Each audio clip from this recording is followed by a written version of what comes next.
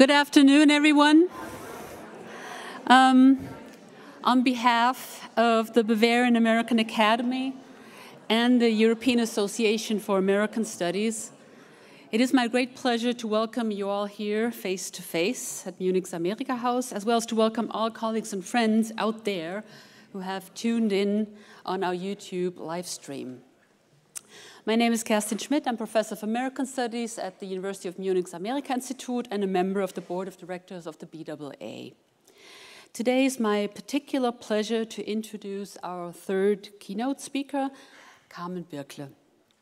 Carmen is Professor of North American Literary and Cultural Studies at Philipps University Marburg in Germany, and certainly someone of absolutely no need of introduction, and certainly not in this group. Until hardly 2 days ago, for instance, Carmen served as the treasurer of EAAS. She was president, vice president, executive director, and international delegate of the German Association for American Studies. She was also on the board of the Committee of Chairs and Program Directors of the American Studies Association. She was Dean of the Faculty of Foreign Languages, Literatures, and Cultures at Philipps University in Marburg. She was a member of the North Atlantic Triangle Commission at the Austrian Academy of Sciences until 2023. I could go on and on and on, but Carmen is also, and mostly, the author of 2 monographs, Women's Stories of the Looking Glass and Migration, Miscegenation, Transculturation. But she's also the author of numerous articles and co-editor alone of 17 volumes of essays and special issues of journals. And as if it weren't enough, she is co-editor of the journal Amerika-Studien, American Studies. That is the journal of the German Association of American Studies. That's also an open access journal. And this, for me, now is the time for a teeny little bit of a disclaimer. When Christoph Schraub asked me to introduce Carmen, I immediately said yes, was very happy, and I thought to myself, piece of cake. I've known Carmen for many, many years. Well, and I know what she's working on, but then, well, I looked at her CV, the most current version, and I found so many issues and such a wide range of topics, perspectives that Carmen had addressed in her scholarly work that I saw my colleague anew. And let me share some of those aspects that weren't familiar to me. To introduce you to all she has done, no. This is Carmen's gig and not mine. So, there are articles on Gothic rock. There are articles on Michelle Obama and Oprah Winfrey, fine, but also on Kamala Harris, so very actual. On herons of Austria, on artificial intelligence and ideas of the post-human, on American views of Anna Freud, on Asian foodways in America, and last but not least, and here I quote, on the United States as a gigantic mistake. It comes with a question mark, though. Carmen is currently at work on a monograph situated at the intersection of American literature, culture, and medicine in the 19th and early 20th century, and prepares a biography of Muriel Gardner. She also contributes to a larger interdisciplinary project on Geschlecht macht Staat, with a special project on female presidents in US American TV series.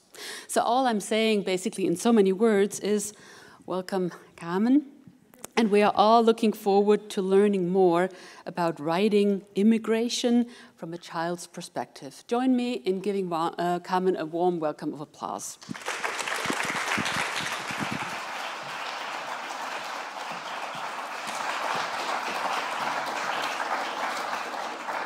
Well, thank you, Kerstin, for such a kind introduction. And of course, the United States as a gigantic mistake, that was a quote. That was not my statement. Sigmund Freud said this around 1909, so that's what I quoted in one of my essays. I don't want you to go home to think that this is my idea of the United States. So thank you very much. Thank you also to all of you for still being here, because one of the most frequently uttered excuses yesterday were, oh, I'm so sorry I cannot be here until the end of the conference. I would have loved to hear your talk. So I'm even more grateful for all of you who are still here. And the other thing I wanted to say right at the start is we've had two great keynote speakers and keynote speeches so far. And I'm afraid to say I cannot tell any personal anecdotes, because I have not immigrated to the United States, none of my parents, none of my ancestors, but I will say a few words from a European perspective. I will bring in literary and cultural studies, because we've so far heard the perspective of history, historiography, political science. I will I'll give you a different perspective that reads for themes, but we also read for the aesthetics that are connected to literary texts mostly. What I will be doing here is really, I will give you a selection of texts that I have chosen for today's presentation. These are just a few examples of what else is out there. There's a lot out there that could be used. I will start with the year 1912. I will end with 2019. That's the publication dates of the two frame publications. And I will move chronologically, and I will move from Mary Antin via Henry Roth to Esmeralda Santiago, Elaine Marr, to Gary Steinhardt, and finally to Valeria Luiselli. So from the early 20th to the early 21st century. Yeah. The Geneva Declaration of the Rights of the Child in 1924, its adoption by the United States General Assembly in 1959, and its 1989 International Convention on the Rights of the Child marked the beginning and development of what scholars have called the century of the child. These declarations reveal that a change in thinking about what a child is and how children should be treated has taken place in the 20th century, leading into the 21st century, and to its renewed attention to children in crisis situations, such as immigration. This change, as I will show, is also reflected in literature and non-fiction. Although I propose to look at immigration from a child's perspective, the textual child is always a construct by the grown-up writer. Children's experiences are usually not recorded from their own points of view and are, therefore, lost to cultural memory. However, immigrant writers have attempted to access moments of childhood that include the departure from home, the journey, and the arrival in a host country. Those narratives are strategic, autobiographical transformations of authors' lives to trace the unfolding of their identities or to re-story their childhoods. Autobiographically inspired fictional accounts, however, focus on one pivotal epiphany or, in contrast, on a plurality of experiences in a particular moment in time and are similarly constructed. Using the term migration and immigration follows a logic of movement. While immigration suggests a linear movement from the country of origin to a host country, thus from one fixed location to another, migration focuses more on the journey as such and does not always lead to arrival. Ashani Muto, in her poem Mantra for Migrants, expresses, "Always becoming will never be," and concludes, "I pledge citizenship, unerring loyalty to this state of migrancy." I propose to look at a plurality of voices surrounding, as Heike Powell suggests, the American immigrant experience from a childhood perspective, without claiming homogeneity or completeness. Looking at more than 100 years of immigrant writing, I will address childhood as constructed and politicized and narrative strategies applied to this construction. I read children as mediators between a family's imaginary homeland and its future life in a new country, and as active agents in determining their own trajectories. Writing Lives centers on the transformation of life into written narratives in the autobiographical mode, which constitutes a shift from, as Sidney Smith and Julia Watson argue, genre to discourse. that allows for the inclusion of many forms of the autobiographical. Life writing's umbrella term, life narrative, refers to autobiographical acts of any sort. This turns the autobiographical into an act, leaves the limitations of genre, and makes different claims about a referential world. To do so, narratives declare to be autobiographical foreground the narrating self, which creates the younger narrated self from hindsight. Autobiographical fiction uses a separate narrative voice on the same experiential level as the child protagonists to offer access to their minds. The act of remembering is either clearly marked through the narrating self, remembering the narrated self, or assumed in the implied parallels between writers' lives and their texts. In other words, without memory, there's no autobiographical act, and remembering is the active recreation of the meaning of the past. Memory, and I quote, is evoked by the senses, smell, taste, touch, sight, sound, and encoded in objects or events with particular meaning for the narrator. As I will show in particular when I come to Mary Anton's text, Henry Roth's, and Gary Steinhardt's. This particular meaning is both communal and individual, reclaiming history and building community, as Rocio Davis claims, thus doing cultural work and giving insight into constructions of childhood, as all my examples, I hope, will show. These writerly acts, as again Rocio Davis argues, in the case of children, serve, and I quote, as an exploration of an interior life that was not written, and that's a quote by Toni Morrison, or from Toni Morrison, a site of memory. Thomas Nail's declaration that, quote, the 21st century will be the century of the migrant also holds true for children. As Carly McLaughlin points out, quote, the photograph of the dead body of 3-year-old Alan Kurdi washed up on a Turkish beach in 2015 shocked people across Europe, and media images of very young children stranded in increasing numbers at Europe's border points have served to place moral pressure on politicians to lend prioritized protection to child refugees and to a politics of innocence and vulnerability. And the image I have chosen is, of course, not the one that I've just mentioned, but it's an image of child migrants who are stranded, and I thought this as a representative of the situation of many, many children in many parts of the world. It seems that, again, this is a quote, the iconic figure of the child has become the embodiment of the very quality of innocence and vulnerability that is seen to define a universal childhood, and has given rise to public sympathy for child asylum seekers, end of quote.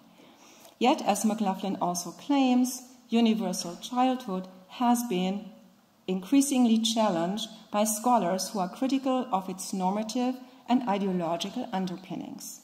For many scholars, there simply is no universal child, but rather childhood as a construct, which makes children's otherness, quote, and peculiarity safe and manageable. For McLaughlin, childhood is not only a social construct, but also, and I quote again, a site of contested social cultural meanings and political agendas, and therefore is ultimately unstable. In the media in 2016, the child asylum seeker, as McLaughlin explains, turned the debate into one, quote, not about the politics of undocumented migration, but about the suffering of innocent children. Ultimately, as McLaughlin shows, the category of childhood is open to interpretation, negotiation, and manipulation. So I think what I'm trying to say here is, yes, there is this image, this one side to the child being vulnerable, but there's also a different side to it. As Spiro and Christo argue in their introduction to Children and Borders, an analysis of children's experiences in the migration or immigration process has largely been missing, and yet has become ever more pressing because, quote, more than ever before, children and young people are border crossers and therefore engage in acts of migration. As the Suarez Orozcos maintain, quote, the story of today's immigrants is also the saga of their children. The children of immigrants make up 20% of all youth in the United States and are an integral part of the American fabric. Children experience social mirroring, that is, identification imposed by others, which triggers the need for a performance of identities, including, quote, disidentification and the practices of resignification of the outsider within. Children look for order, stability, and control over their own lives. They often create their own real and imaginary worlds that help them develop their own strength, power, agency, and voice. Oh, I'm sorry. This is one too late. So I'll start with my first example. Mary Antin, born in the Russian Empire, waited for her father Israel Antin, who had immigrated to the United States in 1891, to send for his family in 1894. In her autobiography, The Promised Land, Antin depicts how she arrives in Boston, adjusts to her new life, and becomes a patriot. She writes this narrative right at the time of the debate about new immigration laws, a separation of old and new immigrants, and a stronger control of the US border.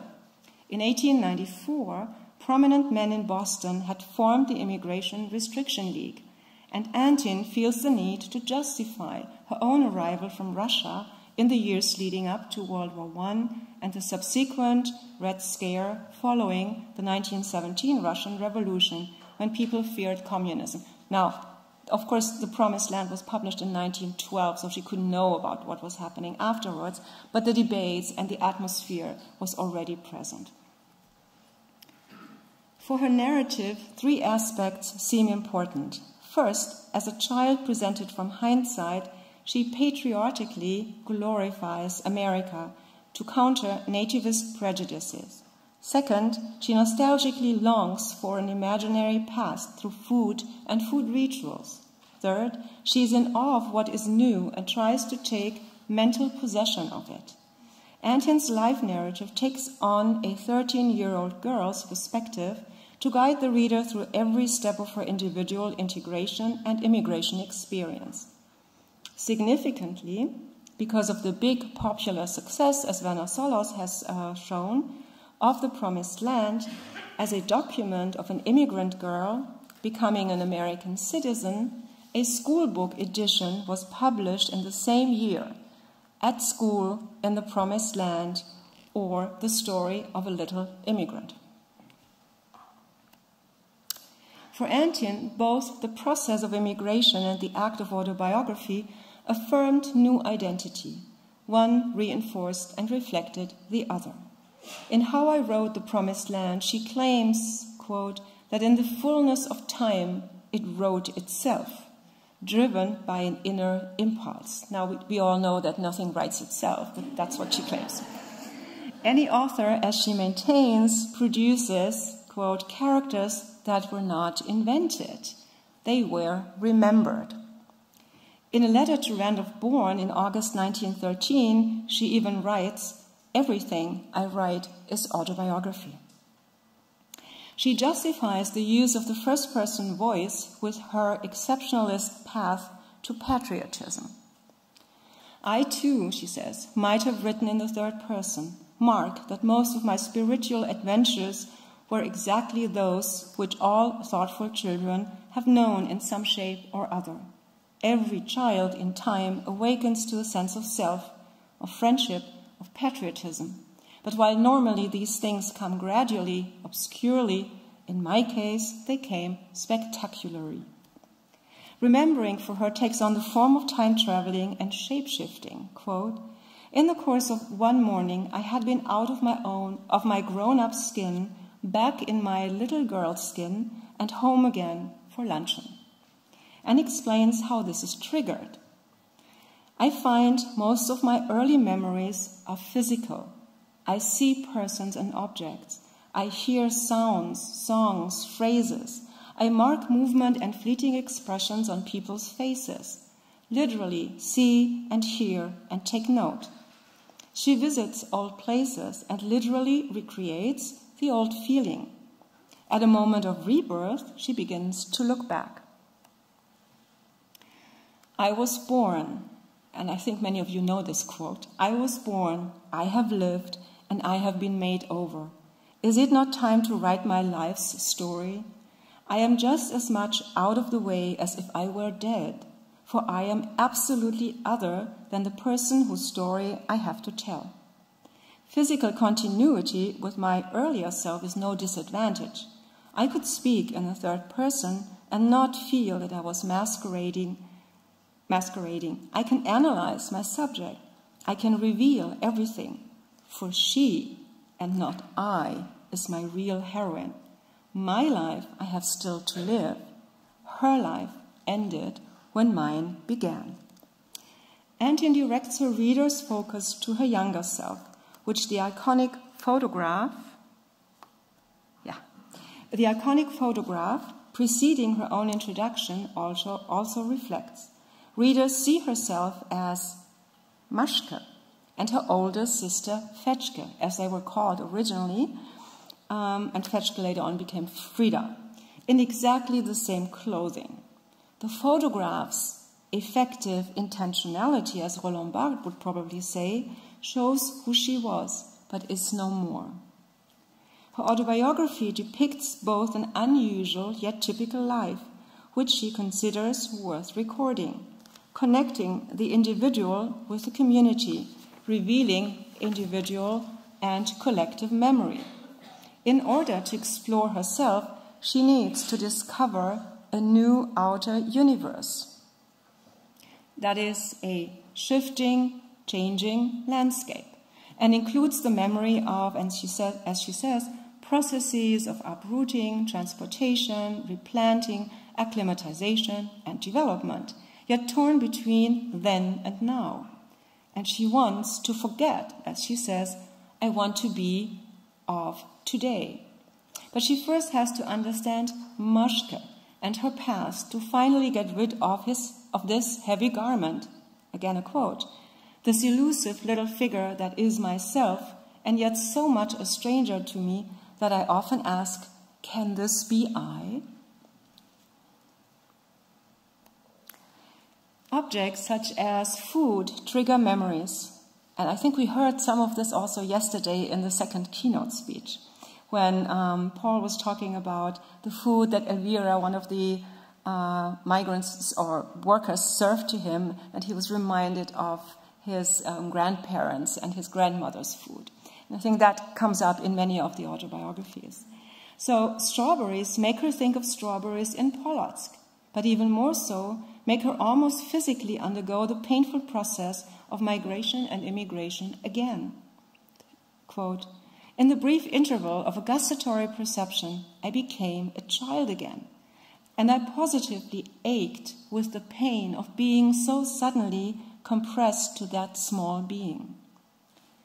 She explains her memories of a delicious cheesecake then, but claims that even with the correct recipe, its flour, taste, and excellence could not be repeated because, quote, it takes history to make such a cake. First, you must eat it as a ravenous child in memorable twilights before the lighting of the weekday lamp. Then you must have yourself removed from the house of your simple feast across the oceans to a land where your cherished pastry is unknown by name. It is only then, after many years, that memory might come back, as she says, garnished with 100 sweet herbs of past associations. Without this imaginary history, the dish will simply be disappointing. New clothes and names foster the Americanization process. To Mariasche, Maschke for short, her new name, Mary, is a complete disappointment since she, quote, longed to possess a strange-sounding American name like the others. Taking possession of the world, of the new world, becomes a phrase that accompanies education, as little Mary learns how to pronounce water and village and gets the difference right. Teachers for her are friends, since they facilitate her process of Americanization, which for her is also the growth of your American country.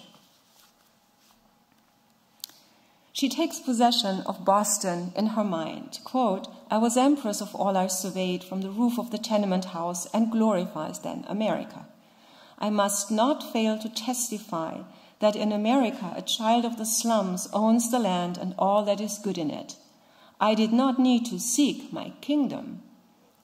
I had only to be worthy, and it came to me, even on Dover Street."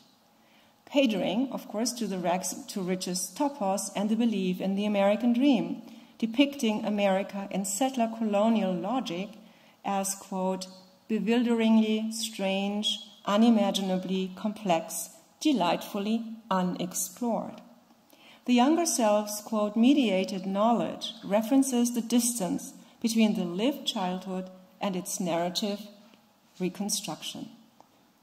Antien's dialogue between these two axes, as Stuart Hall says in a different context, structures her narrative, with which she wants to, and I quote Kathleen Locke, "to publicly claim a place for herself and fellow immigrants in US society." My second example is Henry Roth's Call It Sleep, and I subtitled it "The Aestheticized Child." Henry Roth's high modernist autobiographical novel Call It Sleep, written during the Great Depression, has been praised for its use of a child's perspective and has been influential for future Jewish immigrant writers. He was born in Polish Galicia, which today is in Ukraine, and moved at the age of 2 in 1908 to New York City. His narrative focuses on David Sherrill, the son of Jewish Galician immigrants to Brownsville, now eastern Brooklyn, and then to the Lower East Side of Manhattan, and his perception of his immigrant life in a highly aestheticized way. Through David's eyes, Roth depicts the boy's maturation and survival process, and I quote, "the bleak world that is beset by numerous problems and infested with conflict and violence." The novel begins in 1907 with the reunification of the father Albert with his wife Jenya and their son David on Ellis Island. The father's assimilation to US life and his wife and son's difference immediately trigger the father's anger, discernible in his, and these are quotes, "offended eyes, his harsh contempt, his hostile eyes, and the label stranger." The language they use is Yiddish, the language of the kitchen and their home. David is first presented as a small child in his mother's arms, but, as the text tells us, looking from one to the other with watchful, frightened eyes. The mother's interior view questions the, quote, "incredible land, the land of freedom, of immense opportunity, that golden land, with Lady Liberty's torch she bore to a black cross against flawless light, the blackened hilt of a broken sword."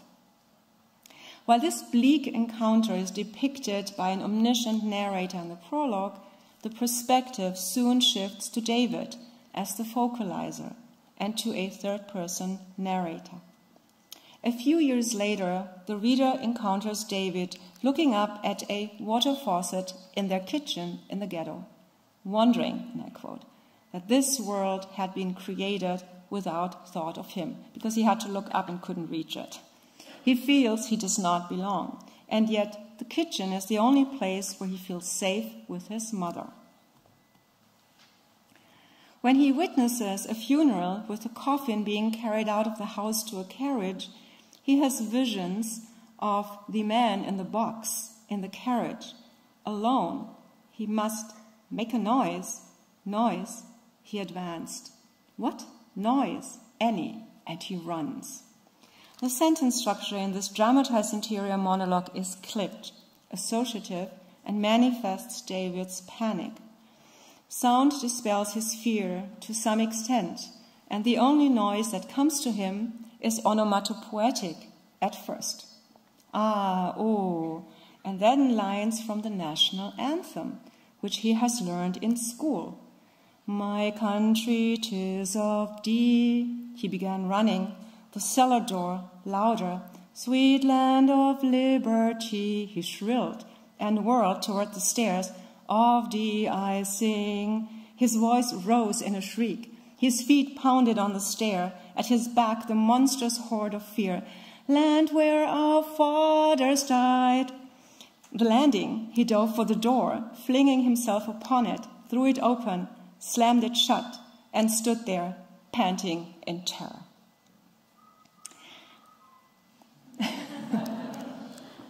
That's comic relief.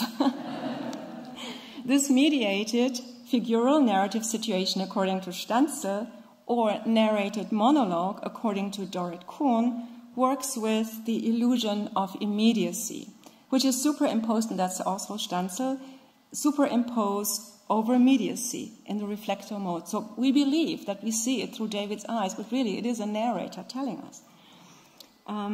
And short sentences collapsing narrating and narrated time, with David running from a personification of his own monstrous fear into his house and his mother's arms.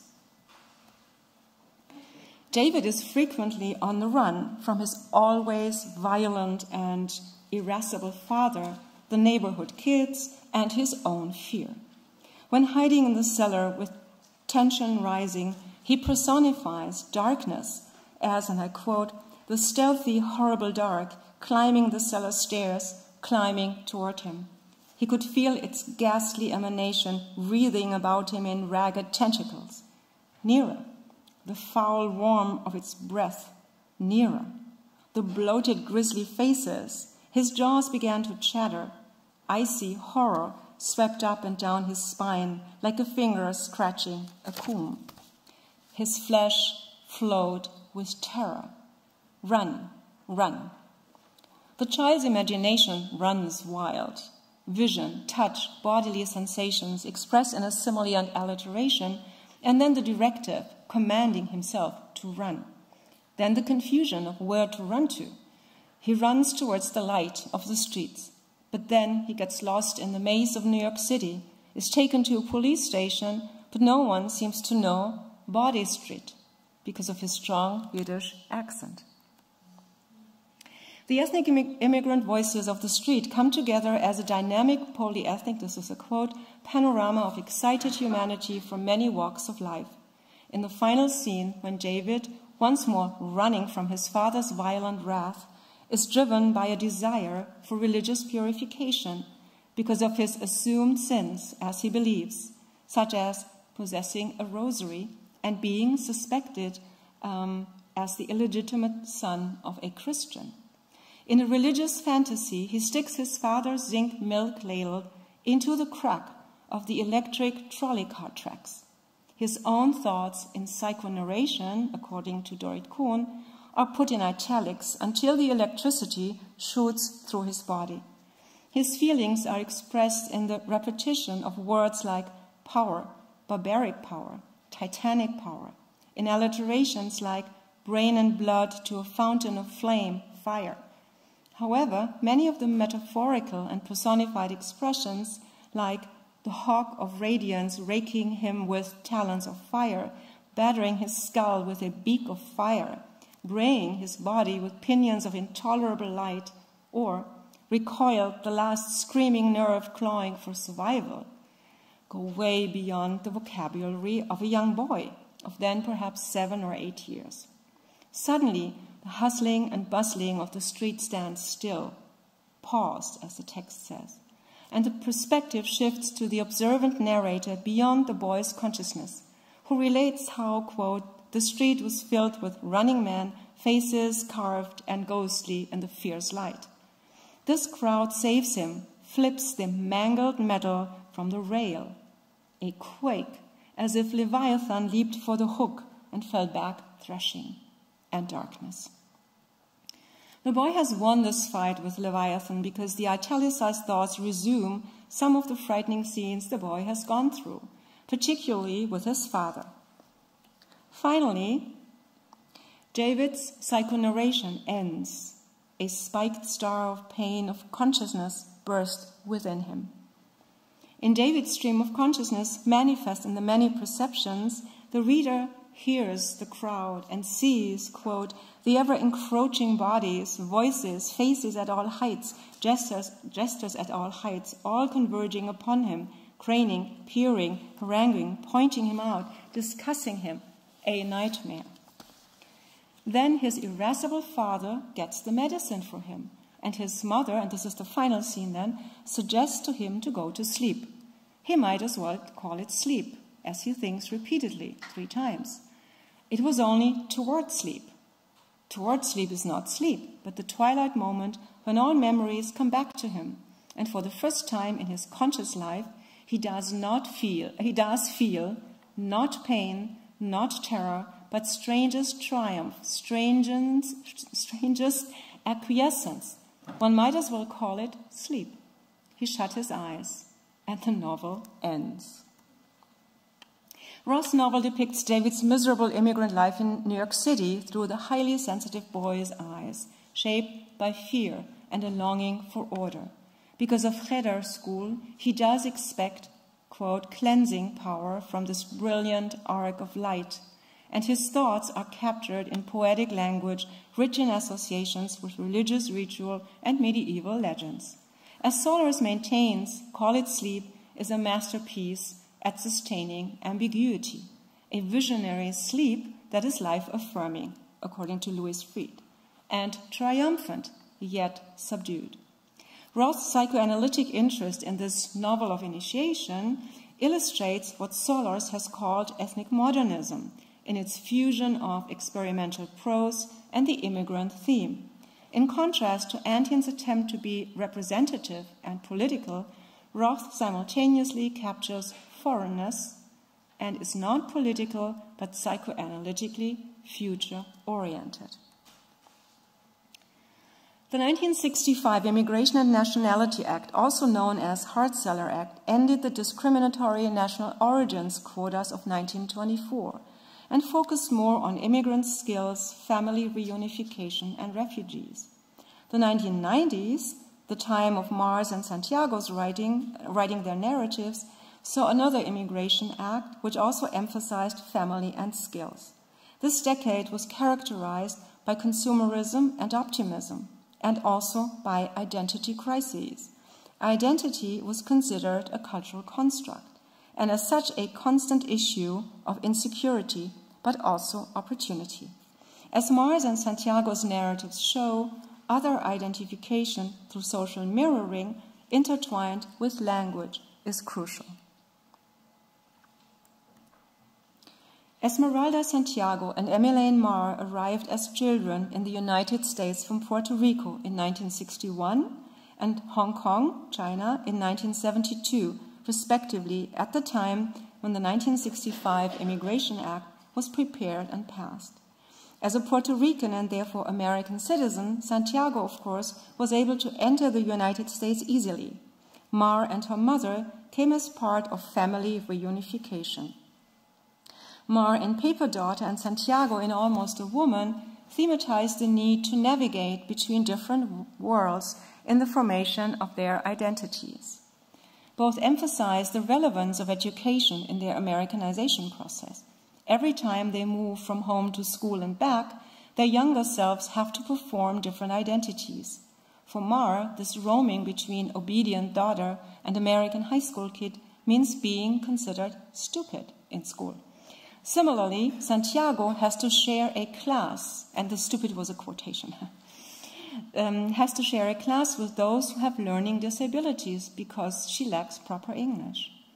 When Marr's English gets better, she realizes that she still has trouble to express herself, and I quote, "Speaking in English, I had the vocabulary, but not the context. The words family and home would not carry the meanings I intended. Compared to their Chinese correlates, the English words were limited. They didn't imply generations bound up in one identity, rooted in one place. Using English, I couldn't convey my sense of loss." But she also loses some of her Chinese. Marr's name, Mar Man Yi, is transformed into M. Elaine Marr. Quote, "Elaine," I repeated the sound, so that's who I was. my life cleaved in two. An external cleavage internally experienced that distances her from her family, but moves her closer to her new community. Identities are renegotiated when children become their parents, translators, and guides. Previous role models lose their authority because the sense of who one has believed to be gets lost. Santiago's first unsettling happens when she meets a girl in the neighborhood and learns that she, Esmeralda, is Hispanic. Their conversation reveals the complexity of such a label when Esmeralda asks a girl on the street, okay, so let's say your parents are Cuban and you are born here, but you don't speak Spanish. Are you Hispanic? To which the other girl replies, I guess so. It has to do with being from a Spanish country. I mean, you or your parents, like even if you don't speak Spanish, you're Hispanic, you know. But I didn't know. I had always been Puerto Rican, and it hadn't occurred to me that in Brooklyn I'd be someone else.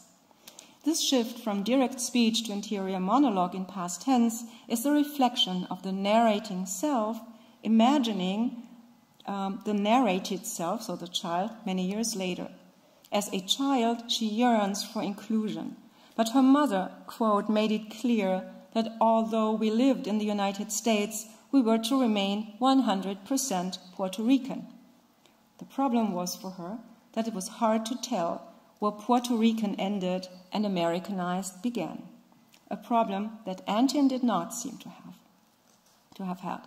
Both authors recreate their childhood subjects with their other identifications and then disidentify from ethnic stereotypes, which leaves them as a literal theater performer, as in Santiago's case, and a paper daughter to parents, respectively.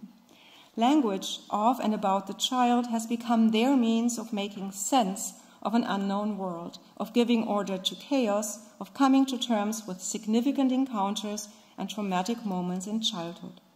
Writing autobiographically has situated children at the starting point of integration, as well as of acceptance of the many identities shaping their lives. As Gloria Anzaldúa once claimed, ethnic identity is twin skin to linguistic identity. I am my language. Language combats other identification and eventually leads to public and published resignification. Gary Steinhardt's little failure, that's my part that I subtitled Parentally Identified Child. Resignification is also a process which Russian Jewish Gary Steinhardt depicts in Little Failure, in which he chronicles his own life in Russia, his emigration to the United States in the context of the lifted Soviet ban on Jewish emigration to Israel via Austria, Germany, and Italy, and his attempt at finding a place in his new country. His tone is sarcastic, for his parents have always considered him a little failure. Steingart's chronic asthma is his parents' motivation for leaving Leningrad and moving to the United States. Being American for Gary then means being invincible as he sees it. He, like other autobiographers, grapples with memory. Is this my first memory? Steingart's writing self traps his younger and narrated self as a, as he says, Russian child in America between the pages of this very book. Each chapter begins with a photograph from his childhood, as always in a family context. But he also warns,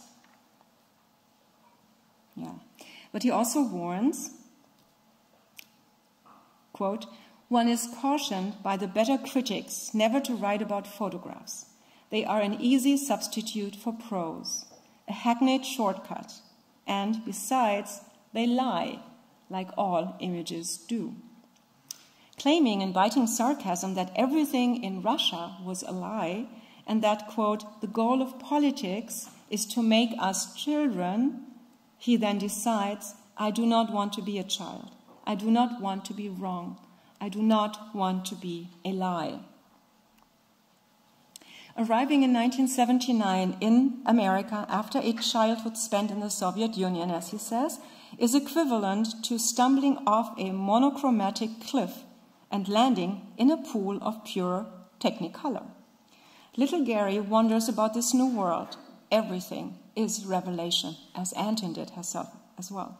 Even the fact that his family is white, and therefore privileged over colored groups, even though they were poor in Russia and are still poor in America. Steingart's meta-comments explain why he writes, and I quote, "I write because there's nothing as joyful as writing, even when the writing is twisted and full of hate. The self-hate that makes writing not only possible, but necessary. I hate myself. I hate the people around me, but what I crave is the fulfillment of some ideal." Readers follow his way to becoming a writer when the teacher tells him to read from his novel at the end of each English lesson for weeks, and he has his epiphany. And then it happens. He finds a voice, a strange new English voice, and acceptance, on which again he sarcastically comments, "Don't get me wrong, I'm still a hated freak.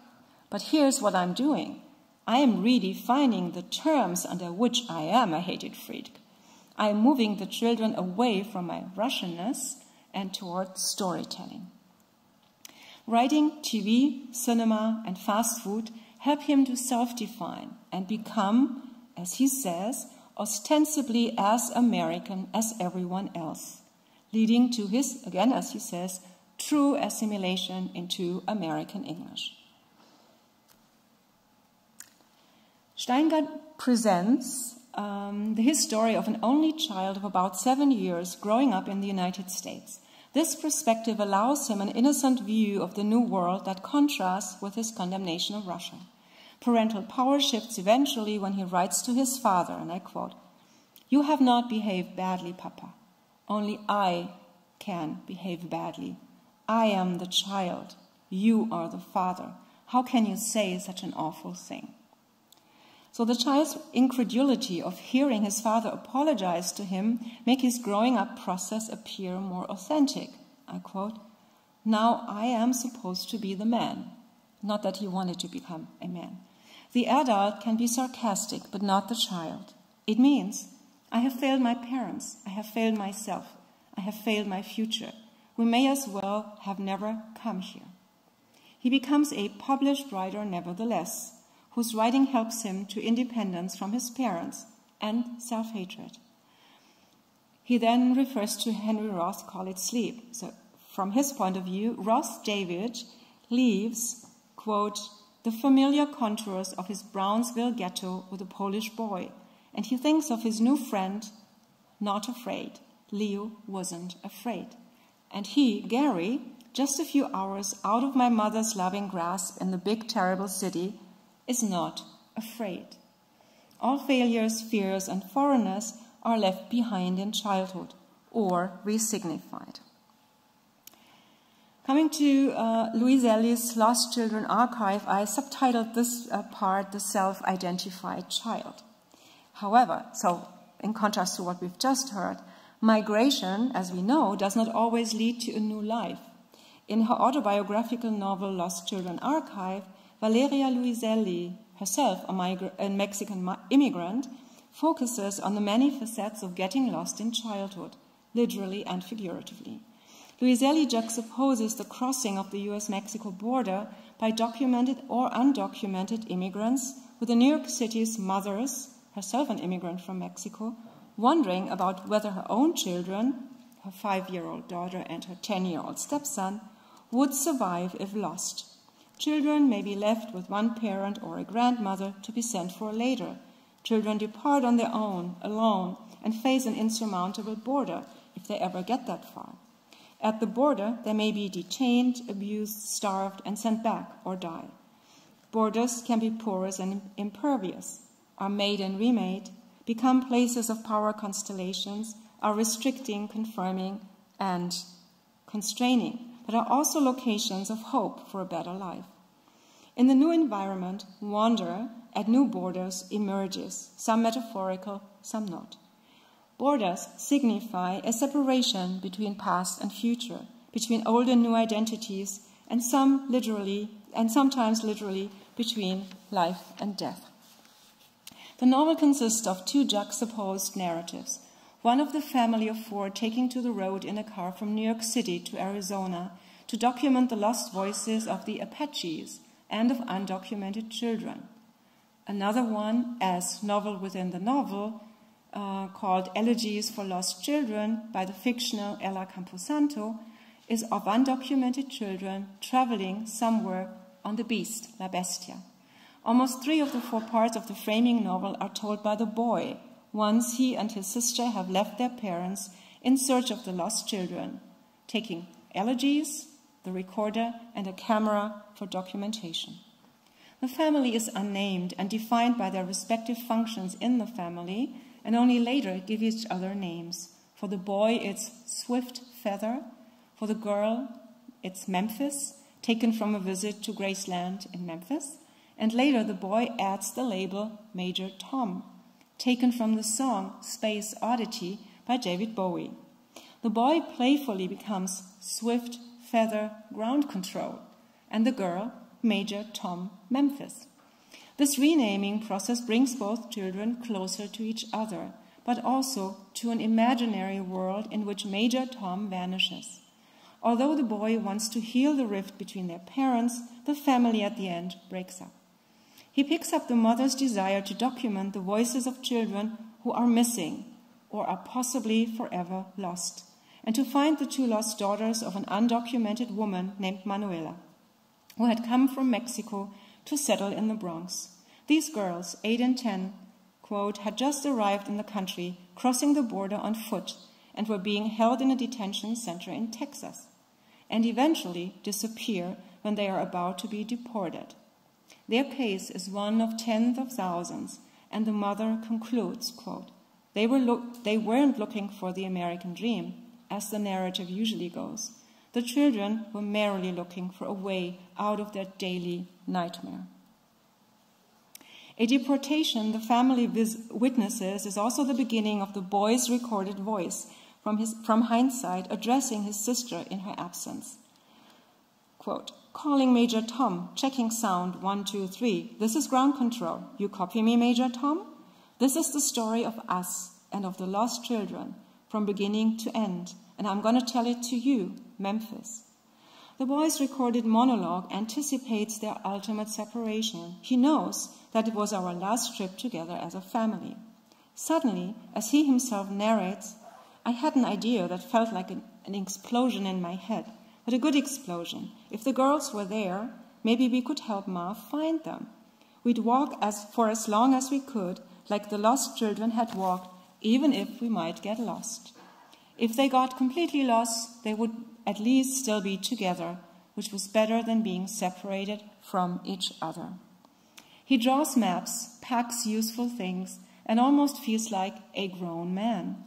Interwoven into his recording is the story of 7 children on their way somewhere who, when asleep, look, quote, like new corpses along the metal roof of the train gondola. And this is the elegies that are often read within the novel. The boy's own tale is interspersed with photographs, poems, and clippings from newspapers that his parents have taken with them, documenting both Native American hardships and deportations, as well as refugee children's fates, offering a multiplicity of voices next to the eagle warriors, children living in the mountains, the children escaping on the beast, Manuela's 2 daughters.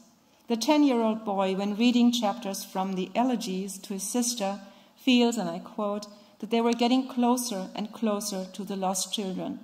It was as if, while I listened to their story and their plans, they also listened to ours. The boy's mind creates an imaginary community of lost children, and their parallels increase. Both groups see eagles passing and therefore know that, quote, they were being watched over and were safe. The boy loses his way and says, so all the while as we were getting more and more lost, I was never scared. I was even happy to get lost. But when they temporarily lose each other, so the boy and Memphis, nothing made sense anymore. But he trusts in his sister's strength. and addresses her directly. You were strong and mighty, like that Mississippi River we had seen in Memphis. She's smart, I thought, even though she's small, so she will come up with a plan. This time addressing himself in inner monologue. The bond between the children grows, and the boy is simply convinced that his sister is okay because he had heard her laugh inside his dream. He traces his sister's potential thoughts, walks like the lost children on the roof of the gondolas looking for her, while, and I quote, the whole beast rocked from side to side as it moved forward, and it rocked especially hard on the connecting platforms, which is where he finds her. While he compares himself to the lost children, he compares his sister to the eagle warriors in their smartness, wisdom, and ancient ways. For him, it felt like the world was coming back together. When they finally, almost like Ross David, and I quote, walked into the unreal desert, like the lost children's desert, and under their blazing sun, you and me, over the tracks and into the heart of light, lost like the lost children, walking along together, but you and me holding hands, because I was never going to let go of your hand now. Part 3 alternates between the mother's story of their search for the children, wondering that if they are lost in the desert, will they survive? Further elegies, the boy observing the same eagles in the sky, quote, the lost children now see as they walk north in the desert plain, the perspective shifting from the boy to the lost children to current official politics of building a, quote, 20-foot cement wall across part of the desert. Boy and girl and the remaining 4 lost children magically walk toward the same light, protected by the same eagles and approaching an abandoned train car. The artistic swift shift in and intermingling of perspectives is particularly obvious when the 2 groups approach the train car. Who's there? Who's there? I, the boy, said. Who's there? He, one of the 4 lost children says, almost echoing each other, quote, and hearing the sound of his voice, the 4 children look at one another in relief, because it is a real voice, finally, clearly, not a lost desert echo. And back to the boy's view. 4 round faces were looking right at us from the other side of the old train car, so real, I didn't believe they were real. The 2 groups, at least for the night, become one community, with an observant narrator looking at them, the 6 children. And they share a meal made of a huge eagle's egg. The boy's hope of finding the 2 missing sisters lets the reader for a moment believe that there will be a happy end, because in the other group there are 2 sisters at the right age and with sewn-in telephone numbers in their clothing. But these criteria are not enough to distinguish lost children from each other. There are so many of them, and Manuela's daughters are eventually found dead in the desert. After the boy and girl's reunification with their parents in Echo Canyon, he for the last time addresses his sister because he knows they will be separated the next day. Quote, this is ground control, calling Major Tom, checking sound, 1, 2, 3. This is ground control. You copy me, Major Tom? This is the last recording I'm making for you, Memphis. So listen carefully. This recording is just for you, Memphis. This is the last bit of tape I'm recording for you, Memphis, because this is where the story ends. Before part 4 ends, which connects past, present, and future, on the Polaroids that the boy took, he tells his sister in his last words, you might feel lost one day, but you have to remember that you're not, because you and I will find each other again. The novel experiments with different narrative perspectives, the mothers, the boys, the omniscient perspective with the lost children as focalizers in the elegies. While the mother prepares the context, the boy's own recorded story explores the meaning of being or getting lost and becoming an agent of his own. Lost Children Archive joins reality and imagination and presents children, as Sunchitsa Klaas says, as unruly subjects, with agency in search of community, belonging, and family. Even though unsuccessful in their search, the boys' recording ensures the survival of these children's stories. As Luiselli shows, quote, "Telling stories doesn't solve anything, but perhaps it is a way of understanding the unthinkable." Finally, my conclusion and a brief outlook. Mary Anton's autobiography, The Promised Land, sets the tone for a discussion of representations of immigrations before the 1921 and 1924 National Quota Acts. On the surface, she glorifies immigration and assimilation to the United States, but she also questions the new place. And she says, whose shadow covers acres. Her autobiographical childhood perspective constructs a politicized child who implicitly counters the nativist anti-immigration sentiments of her time. Henry Roth's autobiographically inspired novel Call It Sleep aestheticizes childhood from young David's internal perspective, uses a form of stream of consciousness, often triggered by sense perceptions, in the multivocal urban setting of New York City. In the 1990s, Puerto Rican-American Esmeralda Santiago's autobiographical trilogy, And Almost a Woman in Particular, and Hong Kong Chinese-American Emmeline Marr's Paper Daughter reflect on the identity politics of the time and reveal their childhood selves' other identification and need for identity performance. In the 21st century, Gary Steingart's satirical Little Failure depicts his Russian Jewish life and immigration to the United States with self-deprecating dark humor, empathy for his younger self, and a desire to disentangle himself from his parents' torturous belittling of his achievements. Finally, Valeria Luiselli's autobiographical novel, Lost Children Archive, experimentally picks up the recent immigration debates about the US-Mexico border and the sentimental look at the children who are separated from their parents and/or are lost, but become self-identified agents of their own lives. Children, as I argue, are constructed in all narratives, are centered and given minds and voices to comment on what immigration has meant or means for them over these roughly 100 years.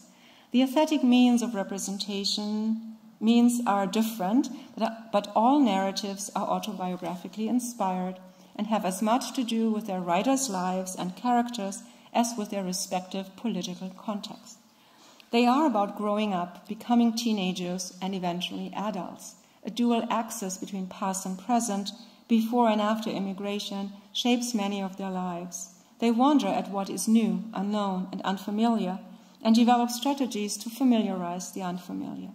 Many do so by using a terminology of conquest, taking possession of the geography of education and American citizenship.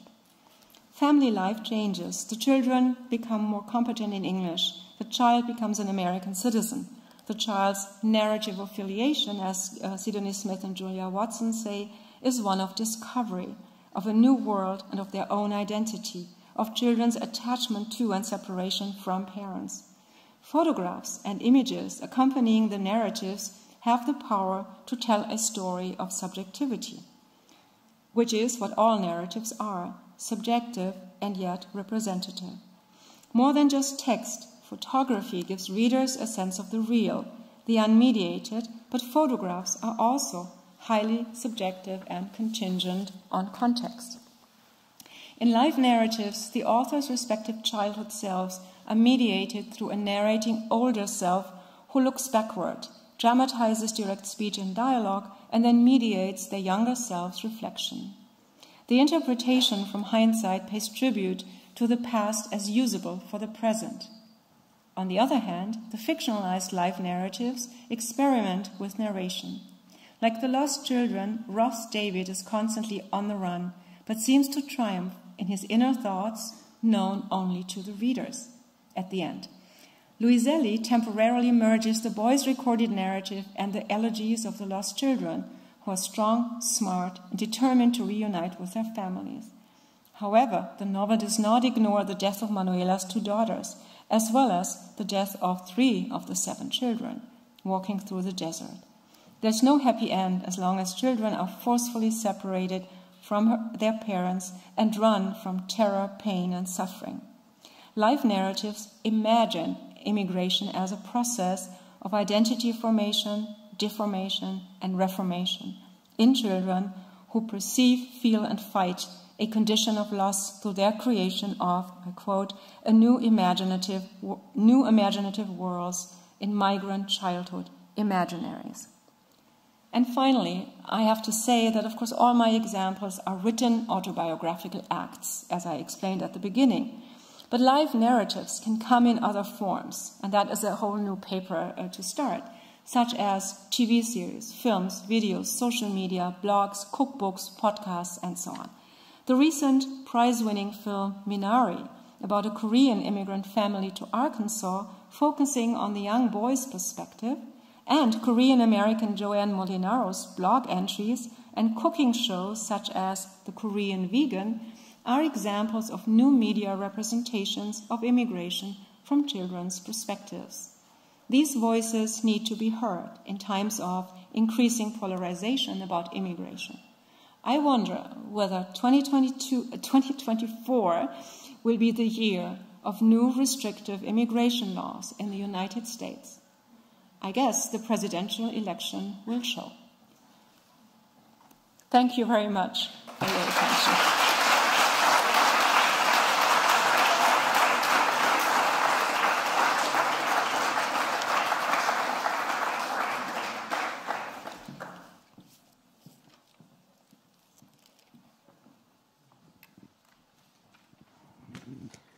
Thank you so much, Carmen. I can stay here. Think back of our conference theme. You know, we wanted to cover a century of the immigrant narrative, and when we decided on the theme and thought about the contours, I thought a century, that's a lot, but you managed to do it. You took us through a century of immigrant experience from the child perspective, Mary Anton, and then you ended with Valeria Luiselli, and went beyond that, sketched the contours of a follow-up project. You quoted Thomas Nail, the 20th century will be the century of the immigrant, and certainly beyond the 20th century too. You covered so many aspects of what makes for an immigrant experience from a child perspective, from naming, from food, from strategies of memorizing, and you covered it all. So without further ado, this is the time for questions. I can see the air teeming with questions.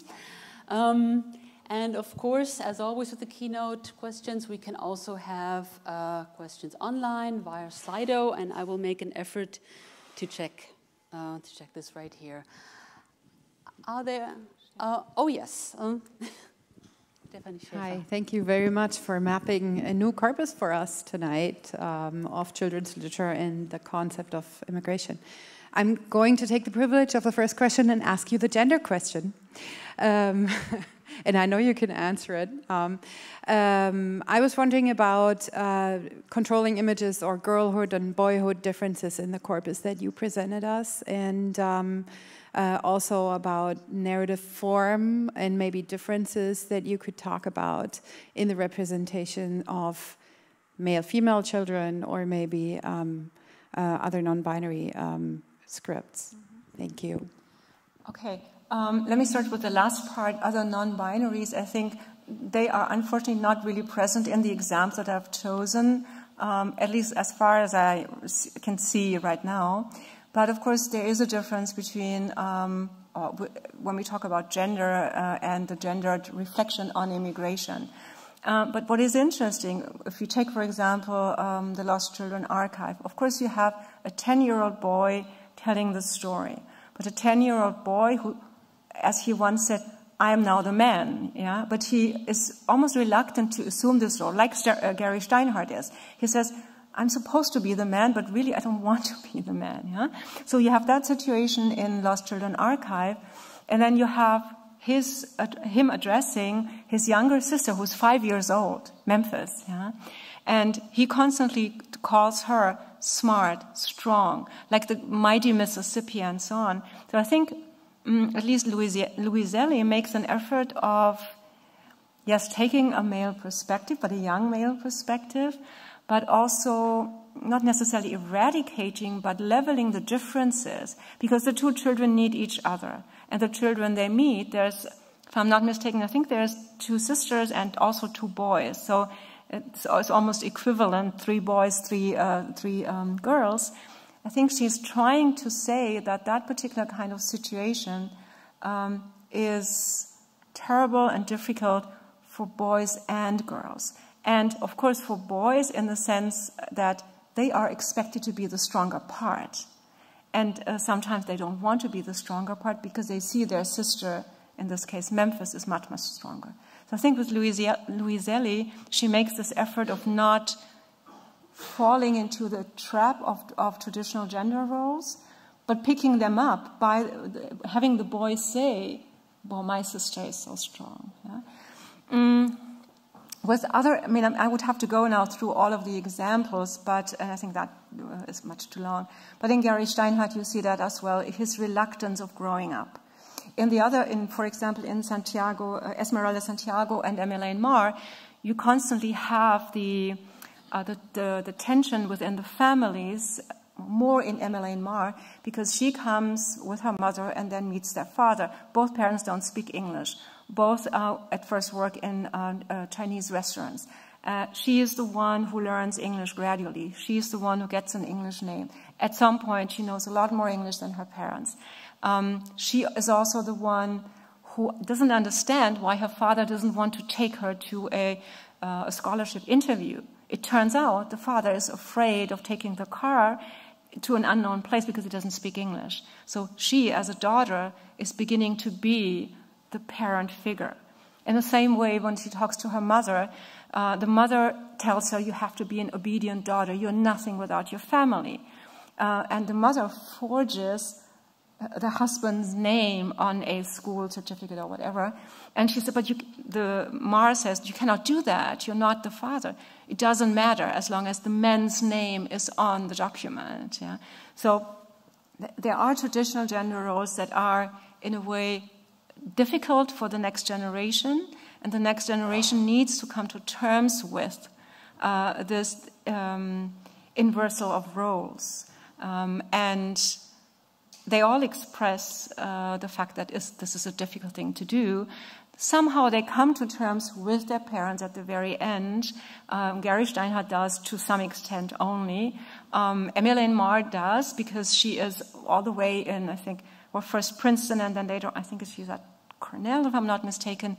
And so she's as far away, as she says, from her parents as she used to be far away from her grandfather who had immigrated to the United States.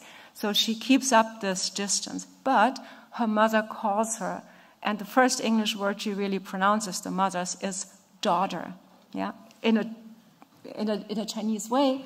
But that seems to also reflect on the parents and children coming together somehow. And that is gender, definitely. Yeah. Let me sneak in a question from the world outside of our space here. Immigrant children have to do the work of connecting two cultures within, even if they didn't intend it themselves. In the past, conquerors turned the captive children into their fiercest defenders. Have you encountered examples of successful amalgamation, creative hybridity without contradiction?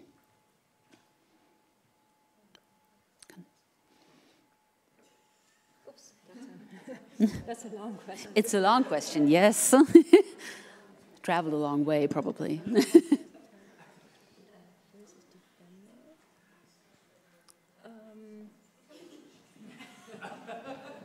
There are different aspects to this question, and I will try to, first of all, I'll say yes to the first part. Yes, that's true, that conquest, they often use the children in order to defend the conquest.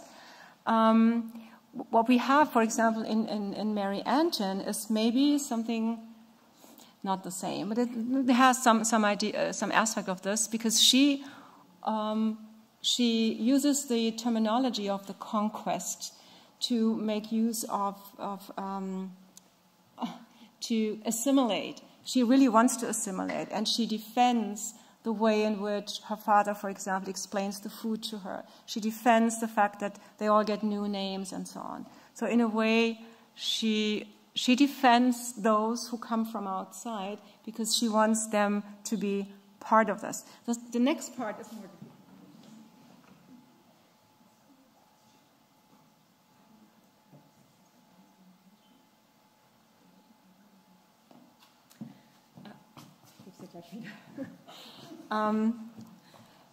The part is, have you encountered examples of successful amalgamation, creative hybridity without contradiction? I don't think there is ever anything without contradiction. I think even within the examples I've mentioned, just mentioned also with Emmeline Moore, Esmeralda Santiago, they are all successful examples of integration. I wouldn't say assimilation, and I wouldn't say amalgamation, but I would say integration. And yet, they still feel the need to write about their childhood selves. Santiago has, the first part of the trilogy is When I Was Puerto Rican. So she needs this, looking back to see how she has become what she has become.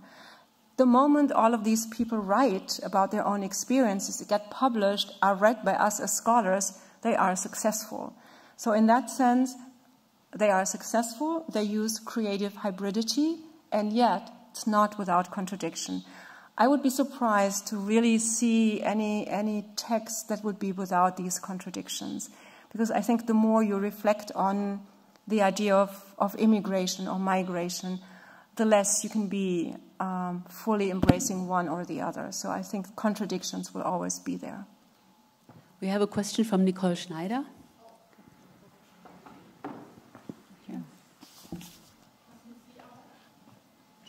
Nee? Okay. Thank you so much for this very great presentation and for bringing those 100 years.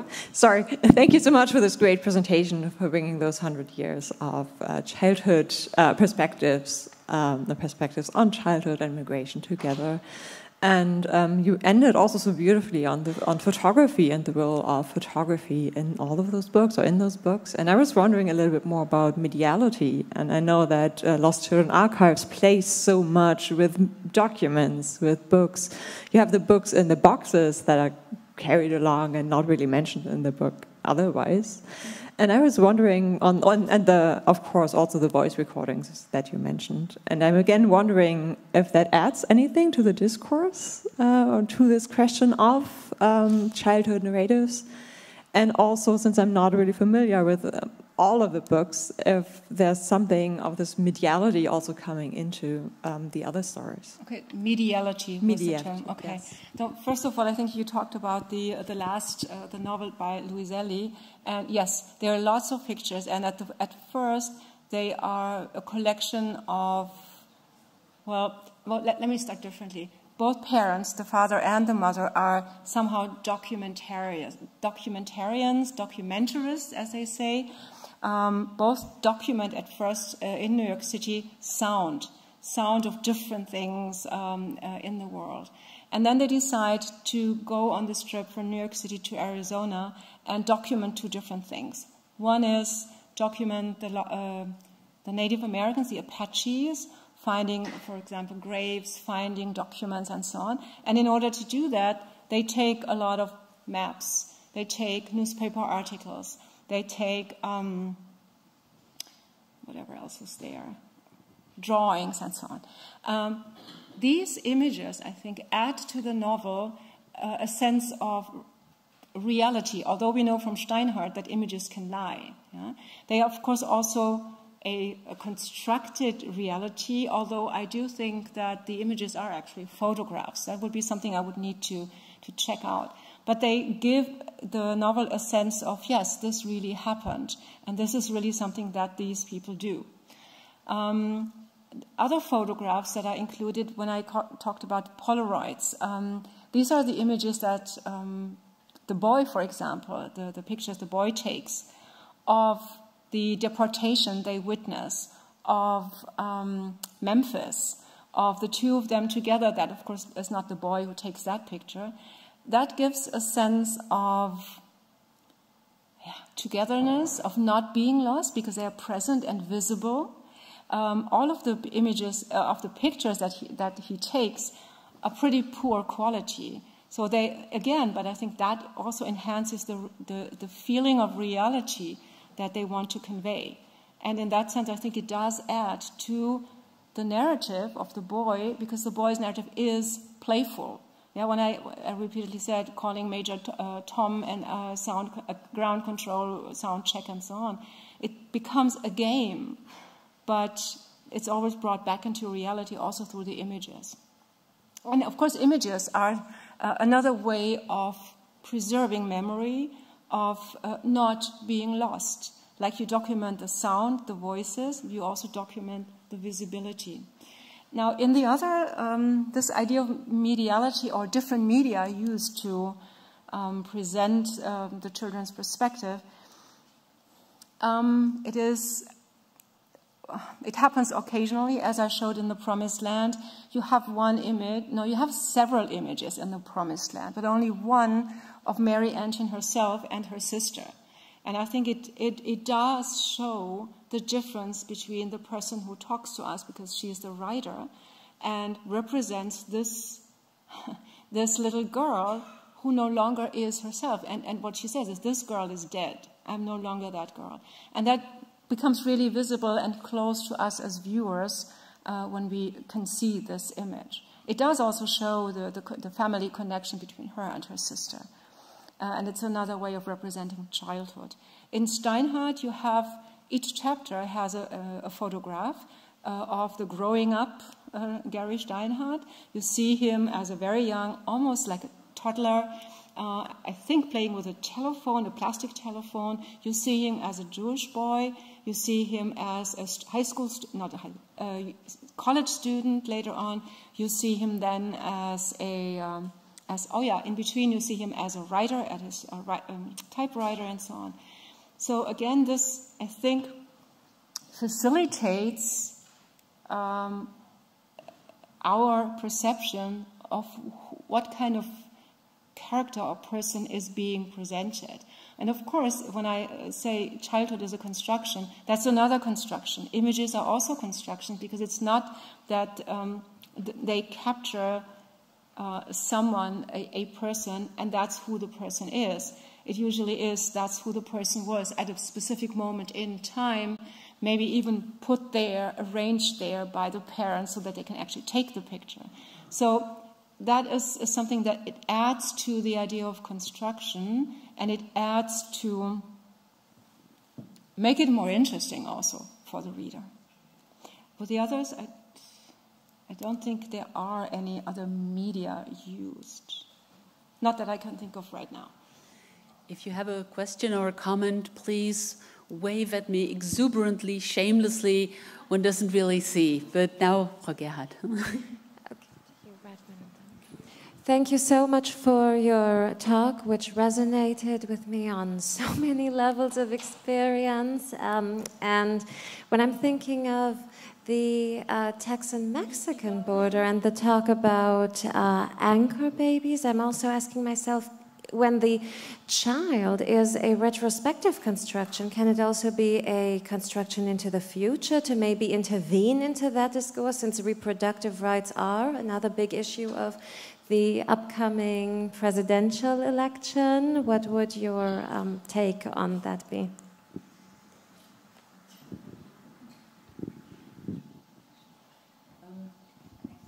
I know that the microphone worked, but up here we did not quite. Could I ask you to just repeat it again and at the top of your voice?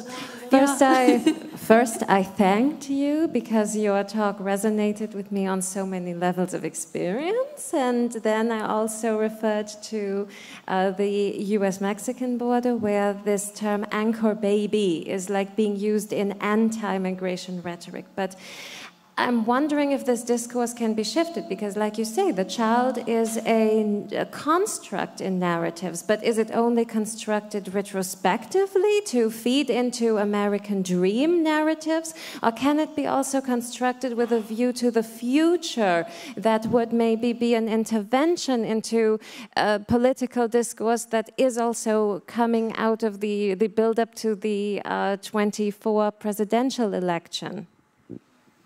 Okay.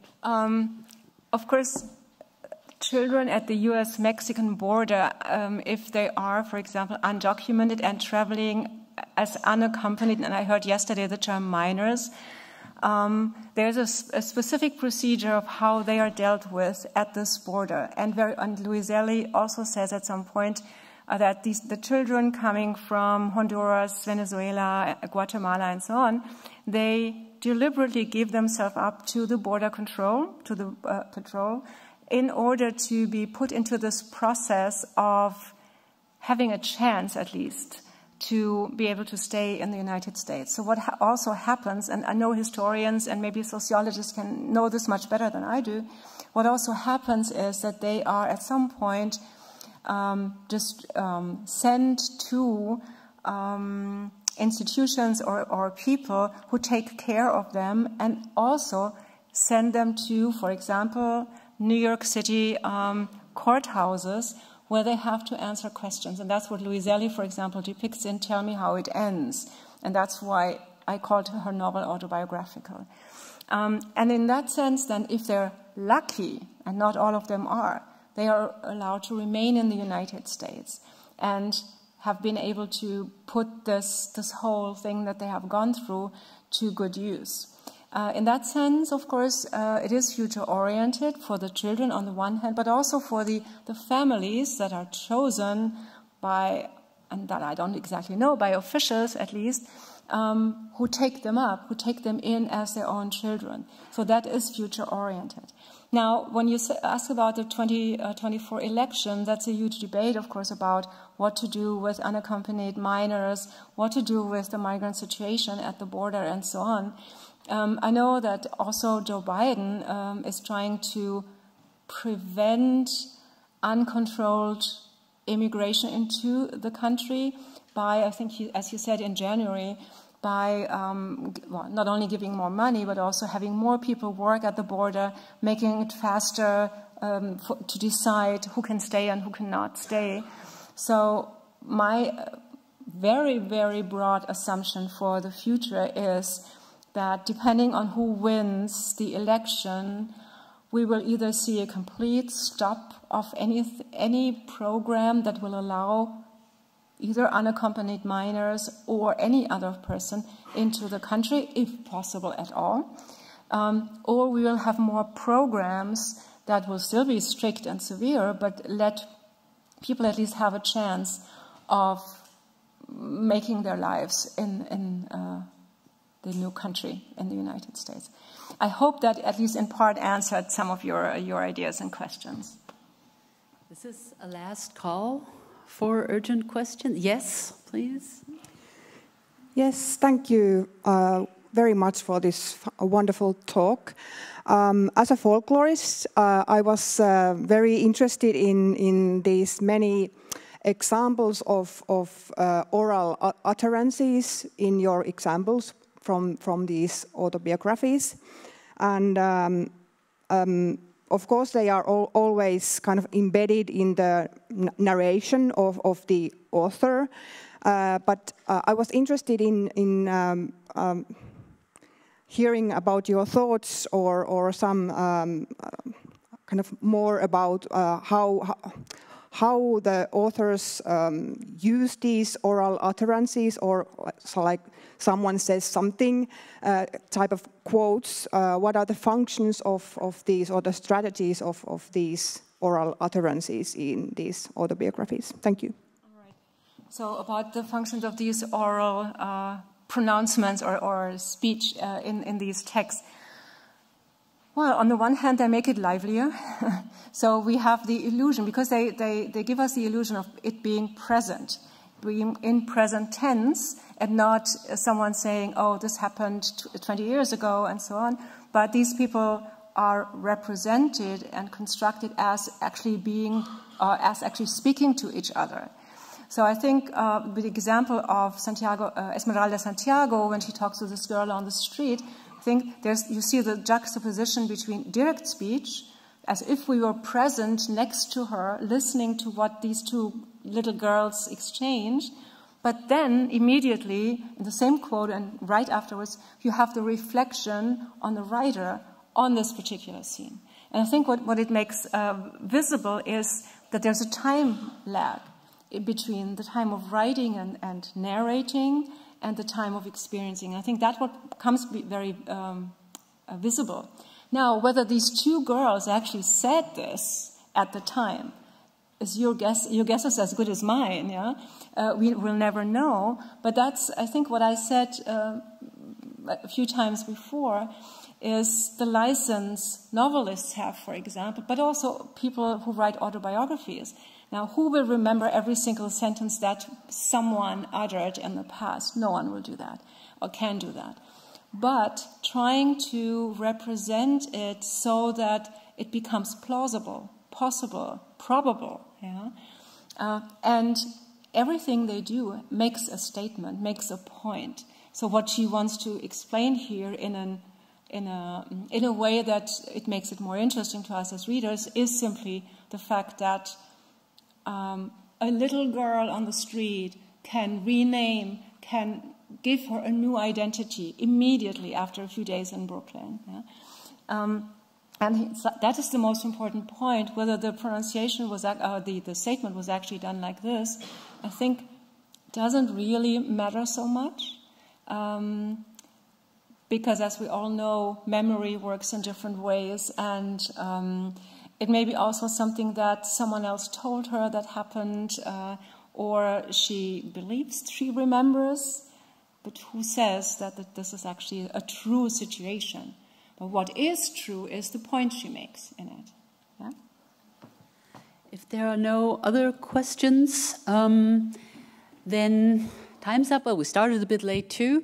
This is not the last chance to talk to Carmen about her research.